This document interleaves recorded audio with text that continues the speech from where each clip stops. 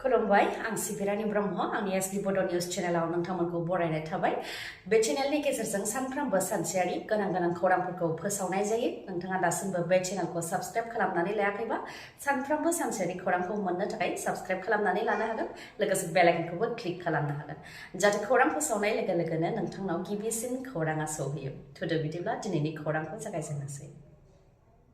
हादरनि बेसेन गोसा सुबुङा अरायनि थाखाय गोमालांबाय मुंदांखा फालांगिरि आरो दानि रतन टाटा थैनायाव हादर नाङैनो दुखु मोनदों मानोना बिथाङा सासे बेसेन गोसा सुबुंमोन बिथाङा गोबां जाफुंसार फालांगिरि जानायनि अनगायैबो गोबां सिम्पल बा सरासनस्रा सुबुंफोर बायदिमोन जेब्लाबो बिथाङा सरासनस्रा खोथा बाथ्रा रायज्लायोमोन आरो बोसोन होदोंमोन जेरै जों बेसेन गोसा हटेलाव थानो लुबैयो नाथाय गोजोना गामिनि फोथाराव लोगोफोरजों जिरायनानै साहा खापसे लोंनायावसो दङ बेसेन गोसा बा ब्रेन्डेड गाननाय जोमनाय गाननो लुबैयो नाथाय न'आव बानायनाय जि जोम गाननानै मोजांसिन मोनो बेफोरबायदि सिम्पल खोथा बाथ्रानि गेजेरजों गोबां बोसोन होलांदोंमोन टाटा रतना दा बिथांखौ अरायनि थाखाय जोबथा बिदाय होबाय मुम्बाइनि वारलि क्रिमेटरियामाव रायजो सरकारा मान होनायनि गेजेरजों जोबथा बिदाय होबाय बिथांखौ मुंदांखा इन्डास्ट्रियेलिस्ट आरो दानि रतन टाटा बिथांखौ मुम्बाइ पुलिसा गान सेल्युट होनानै जोबथा बिदाय होदों न'निफ्राय गुफुर गारियाव गुफुर बिबारजों साजायफबनानै बिथांखौ खोला मुम्बाइआव थानाय एनसिपिआव लाबोनाय जादोंमोन बेयावनो अमित शाहजों लोगोसे महाराष्ट्रनि गिबि मन्त्रि एकनाथ शिन्दे आरो मन्त्रिफोर लोगोसे मुकेश आम्बानी आरो गोबां गेदेमा सुबुंफ्रा फैनानै बिथांखौ जोबथा बिदाय होफैदों आरो मान बावफैदों बेनि उनाव एनसिपिनिफ्राय मुम्बाइनि वारलि क्रिमेटरियामाव लांनानै जोबथा बिदाय होदों टाटा ग्रुपनि गासैबो मेम्बारफोरजों लोगोसे चेयारमेनाबो बेयाव जोबथा होनायाव बाहागो लादों मुम्बाइनि अनगायैबो भारत नाङैनो बिथांखौ मान बावनानै जोबथा बिदाय होदों क'क्राझारावबो बिबारजों मान बावनानै जोबथा बिदाय होदों जेराव उर्खाव ब्रह्म बिथांजों लोगोसे गुबुन गुबुन दैदेनगिरिफ्राबो रतन टाटानि सावगारियाव बिबारजों मान होनानै अरायनि थाखाय बिथांखौ जोबथा बिदाय होदों आरो बिथांनि जिउमाया जाहाथे सोरगोआव आलो गोजोनै जायगा मोननो हायो बेनि थाखाय आरज गाबदों दुर्गा फुजानि थाखाय दा हादराव जेरैथिंबो रंगिना संगिना आरो रंजा बाजानि थासारि नाथाय रंजा बाजा थासारिनि गेजेरावनो जुब जुब अखा हाबाय थानाया माखासे जायगाफोराव गोजोन गैयै थासारि सोमजिहोदों थिग बेबायदिनो आसामनि लखिमपुर जिल्लानि बिपुरियावबो दैबाना जादों दिख्रं दैमाया लोमसावनायनि जाहोनाव खाथि खालानि दुर्गा फुजानि मण्डपफोरावबो दै लोमसावदों जायखौ लानानै दुखु मोननाय फोरमायथिदों खुंफुं आफादनिफ्राय जेरैबायदि सानदोंमोन बेबायदि जायासै नाथाय फैगौ बोसोराव बेनिख्रुइ साबसिन खालामनो नाजाबावगोन होननानै फोरमायथिदों खुंफुं आफादनिफ्राय बेनि अनगायैबो लखिमपुरनिनो नारायणपुरावबो गोबां दैबाना जानायनि थाखाय लामा सामा न' बांफोरा लोमसावजोबदों जायनि जाहोनाव थांनाय सानथाम सानब्रैनिफ्रायनो मोजां जानाय लोंनाय मोनजायाखै होननानै फोरमायथिदों भुगिनांनाय सुबुंफ्रा दैबाना जानायजों लामा बायफ्लंदों जायनि जाहोनाव थांलाय फैलाय हान्था मेलायावबो गोबां गोहोम गोग्लैदों होननानै फोरमायथिदों ओजोंहाय सुबुंफोरजों लोगोसे जिब जुनार गासैबो भुगिनो गोनां जादों होननानै फोरमायथिदों दुर्गा फुजानि रंजाफुबाय थानायनि गेजेरावनो बेबायदि दैबानाजों मोगा मोगि जानांनायखौ लानानै दुखु मोननाय फोरमायथिदों भुगिनांनाय रायजो राजाफ्रा बिटिसिआव एडमिनिस्ट्रेटिभ एक्जिकिउटिभ आरो लेजिस्लेटिभ अदेबानि गावनो खुंनो हानाय गोहो दं मावनो हानायनि गोहो दं आरो आयेन बानायनो हानायनि गोहो दंखायो बेखौ आसाम सरकारनो मिथिहरनायखौ लानानै बिटिसिनि डिपुटि सिइएम गबिन्द बसुमतारिया गोरोन्थि बुजिदों बेखौ फोरमायथिदों बिश्वजित दैमारिया मख'नो गोनांदि बिटिसिआव ब्लक डेभेलपमेन्ट दाफामनो थाखाय आसाम सरकारनिफ्राय डिस्ट्रिक्ट लेभेल कमिटि दादोंमोन जाय कमिटियाव बिटिसिनि चिफ प्रमद बर' डिपुटि चिफ गबिन्द बसुमतारी बा इएम एमसिएलएफोरनि मुं गैयामोन बेखौ लानानै बिश्वजित दैमारिया आसाम सरकारनिसिम लाइजाम लिरहरफिनदोंमोन दि बेबायदि खालामोब्ला संबिजितखौ सिफायनाय जागोन होननानै आरो ब्लक डेभेलपमेन्टखौ बिटिसिखौनो दानो होनो थाखायबो बुंथि हरदोंमोन नाथाय बेखौ लानानै गबिन्द बसुमतारिया खौरांगिरि मेल हांख्रायनानै बिश्वजित दैमारिखौ सोंखारिदोंमोन बिश्वजित दैमारिया गावल' बिटिसिनि सोमोन्दै सानग्रा बायदि दिन्थिनो नाजादों होननानै बुंथिनायजों लोगोसे बिटिसिआव थानाय सोरखारा जेबो खामानि मावाखै बेखौ बिश्वजित दैमारिया दिन्थिनो नाजादों होननानैबो गबिन्द बसुमतारी बिथाङा अजद होदोंमोन बेखौ लानानै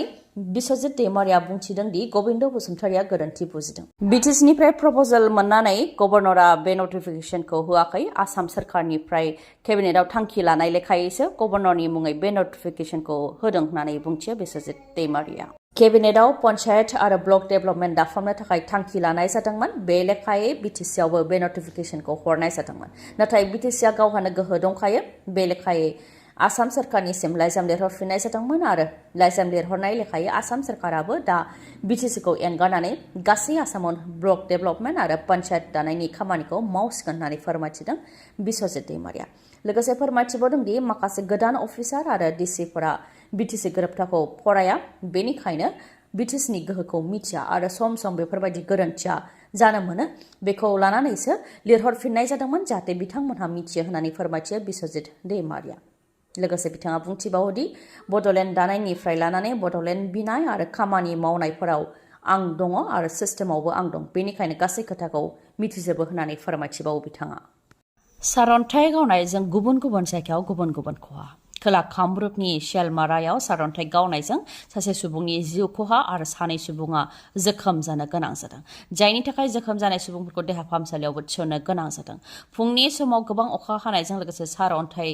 गावदोंमोन होननानै फोरमायथिदों। बे समावनो बे दुखुनांथाव जाथाया जानो मोन्दों होननानै फोरमायथिदों। जिउ खोमानांनाय सुबुंनि मुङा देबराम दास आरो जोखोम जानाय सानै सुबुंनि मुङा सान महम्मद आली आरो मुक्तार आली। फोरमायथिनाय बायदिब्ला बिथांमोनहा मोसौ बाथोन गुमगासिनो दंमोन। बेयावनो फुंनि समाव गोबां अखा हानायजों लोगोसे सारअन्थाइ गावदों आरो सारअन्थाइया बिथांमोननि सायावबो गावदों, जायजों देबराम दासआ जायगायावनो जिउ खोमानो गोनां जादों। बेनि अनगायैबो सान महम्मद आली आरो मुक्तार आलीआ जोखोम जानो गोनां जादों। उनाव बिथांमोनखौ देहा फाहामसालियाव थिसननाय जादों। बेनि अनगायैबो गसाइगावआवबो सारअन्थाइ गावनायजों मानै मोसौनि जिउ खहा। गसाइगावनि गुरुपेला खोला खैमारि गामिनि सिमेन्ट मार्दि मुंनि मानै मोसौनि सायाव सारअन्थाइ गावदों, जायजों मानैबो मोसौआ थैनो गोनां जादों। न'खरनिफ्राय फोरमायथिनाय बायदिब्ला सारअन्थाइ गावनायजों न'नि मिटाराबो अरजों ब्लावजोबदों आरो न'खरनि सोद्रोमाफ्रा खुनु रोखोमैसो जिउ रैखा मोननो हादों होननानै फोरमायथिदों। गोरलैयै रां आरजिनो थाखाय बायदि बायदि राहा लादों सोलो गोनां दुथां माखासे सुबुंफोरा आरो बेफोरबायदि दुथां सुबुंफोरनिफ्राय जों मोनफ्रोमबो बिथिङावनो सांग्रां जानानै थानो नांगोन। थिग बेबायदिनो आरो गुबुन मोनसे जाथायबाव आइजोफोरनो बिजिरनाय होनायनि सोलायै उल्थायै आइजोफोरखौ सिगि सग' खालामनाय, रां लुथिनाय आरो जेंनायाव खोख्लैसिननाय जाथाया सोराङाव फैदों आरो बे दायाव कंकन शर्मा मुंनि दुथांखौबो आसाम पुलिसा एरेस्ट खालामबाय। भुगिनांनाय आइजोफोरा फोरमायथिनाय बायदिब्ला नारी सुरक्षा मन्च मुंनि मोनसे फेसबुक पेज खुलिदोंमोन, जेराव आइजोफोरनि रैखाथि होनायनि मुङाव बायदि बायदि आपडेट होबाय थादोंमोन। बेखौ नुनानै माखासे भुगिनांनाय आइजोफोराबो बिथांमोनहा मदद नागिरनानै कन्टेक्ट खालामदोंमोन, नाथाय फेसबुक पेज सालायग्रा दुथाङा आइजोफोरखौ बायदि खोथा बाथ्रा बुंनानै रां बियोमोन। खायफानिफ्राय सनाबो लादों आरो खायफाखौ मोजां मोननायनि सायाव फोनांदों। बेफोरबायदि खालामखांनायनि उनाव खैफोदाव गोग्लैनाय आइजोफोरखौ मदद होनो नागारै उनाव आइजोफोरखौ सिगि सग' खालामदों, गेदेर दैदेनगिरिफोरनि मुं लानानै हुमखि होदों आरो गाज्रि फट' भाइरेल खालामनोबो हुमखि होदों होननानै फोरमायथिदों। बेनिखायनो भुगिनांनाय सुबुंफोरा आसाम पुलिसनाव अजद हैनायनि उनाव पुलिसा दा नारी सुरक्षा मन्च फेसबुक पेजनि बिगोमा कंकन शर्माखौ एरेस्ट खालामबाय। गले गले गोबां मोब्लिब बिल फैनायनि जाहोनाव सहायनो हायैनि थाखाय सासे सुबुङा गावनि जिउखौ फोजोबनानै लादों। 25 बोसोर बैसोनि जुबम मुंनि सासे सुबुङा गावनि जिउखौ फोजोबनानै लादों। न'खरनि सोद्रोमाफ्रा फोरमायथिनाय बायदिब्ला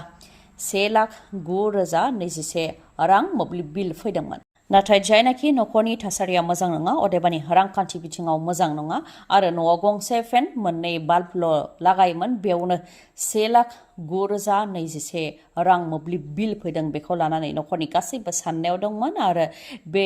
बिलनिफ्राय माबोरैहाय रेहाय मोनगोन बेनि थाखाय सुबमा गोबां अफिस खारनो गोनां जादोंमोन होननानै फोरमायथिदों। जोबथायाव 6,377 रां होनानै फैदोंमोन होननानै फोरमायथिदों। बेनि सप्तानै जायैयावनो आरोबाव गुबुन मोनसे बिल फैबावदों, जाय 8,000 रां आरो बेखौ लानानै सुबमा गोबां खुद्रिनायाव दंमोन होननानै फोरमायथिदों, जायनि जाहोनाव सहायनो हायैनि थाखाय अदेबानि गले गले बेबायदि गोबां मोब्लिब बिल फैनानै हाराहास्ति जाबाय थानांनायनि थाखाय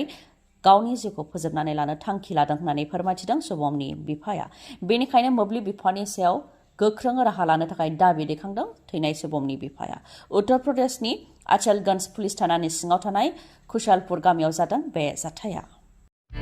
नोंथांनि मेगनाव जेंना जादों नामा? जुदि जेंना जादोंब्ला आरो नोंथाङा मेगननि मोजां डक्टर नागिरदोंब्ला नोंथांनि थाखाय मोजां खौरां। बङाइगावनि आइ हस्पिटालाव फैगोन सिनियर आइ स्पेशलिस्ट डक्टर प्रबिन बसुमतारी। बिथाङा एम्स निउ दिल्लीनि बारग' SR RPC आरो दिल्ली GNCTनि बारग' आइ कनसालटेन्ट। डक्टर प्रबिन बसुमतारीनि अनगायैबो मेगननि डक्टर आशराफुल आलम आरो डक्टर मेघाली शर्माखौबो बङाइगावनि आइ हस्पिटालाव नोंथांमोनहा मोननो हागोन। लोगोसेनो कम्पिउटार पेकनि गेजेरजों केटारेक्ट सार्जारि खालामनो हागोन जेराव जेबो सानाय गैयालासे सुथेनाय गैयालासे आरो गोख्रैनो गाहामाव फैफिननायखौ नोंथांमोनहा मोननो हागोन आबुं थङा जाहैबाय बङाइगाव लवार आसाम हस्पिटालनि उल्था दिगाव बास स्टेन्डनि साखाथियाव फुंनि 10 रिंगानिफ्राय मोनाबिलि 7 रिंगासिम मेगननि डक्टरखौ मोननो हागोन बे बङाइगावनि आइ हस्पिटालाव माबाफोर सुलुं लानो गोसो दंबावोबा नोंथांमोनहा 6900949900 बे नाम्बाराव खौरां लाहरनो हागोन गोजोन्थों खौरांखौ जोबजासे खोनासंनायनि थाखाय गोजोननाय थाबाय गाबोननि सानाव फिन गोदान खौरांजों लोगो मोनफिनगोन दिनैनि थाखाय गोजोन्थों